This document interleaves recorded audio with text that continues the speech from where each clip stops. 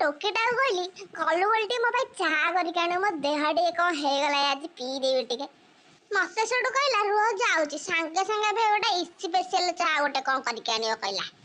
ମୁଁ କହିଲି ହେଲା ସେ ଇସି ସ୍ପେଶାଲ ଚାହା ପୁଣି କ'ଣ ବା, ଦେଖିଲା ବେଳକୁ କ'ଣ ଗୋଟେ କପ୍ ନେଇ ଆଇଲା, ତା ଭିତରେ ଚିନି ଟିକେ ପୁରେଇ ଦେଲା, ଗୋଟେ କ'ଣ କଳା ପ୍ୟାକେଟରେ ବାହାର କରିକି ତା ଦେହରେ କ'ଣ କାଳିଆ କାଳିଆ ଗୋଟେ ବାହାରିଲା ତାକୁ ପୁରେଇ ଦେଲା, କ୍ଷୀର ତା ଭିତରେ ପୁରେଇ ଦେଲା ଟିକେ ନାଗୁରୁ, ଗୋଟେ ମେସିନ୍ ଆଇଲା, ସେ ମେସିନ୍ କି ତା ଭିତରେ ପୁରେଇକିରି କ'ଣ ଘିରିକିରି ଘିରିକିରି ଘିରିକିରି ଘିରିକିରି ଘୁରେଇଲା ଘୁରେଇଲା ଘୁରେଇଲା, ମୁଁ ଦେଖୁଛି ଗଲା ଆଉ।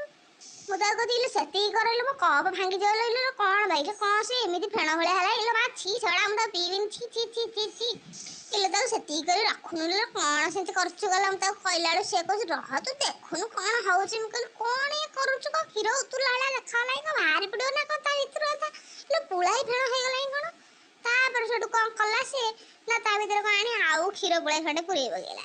ତାପରେ ମତେ ଆଣି କହୁଛି ନିଅ ଇଏ ଗୋଟେ ସ୍ପେଶାଲ ଚା ହେଇଛି ଆକୁ ପିଇ ପକା, ଫେଣ ଫେଣ ଭଳିଆ ହେଇଥିଲା। ମତେ ପଚାରୁଛି ଭଲ ଲାଗିଲା, ମୁଁ ଟିକେ ଟେଷ୍ଟ କରିବି, କହିଲି ହଁ ଭଲ ତ ଲାଗୁଛି କ'ଣ।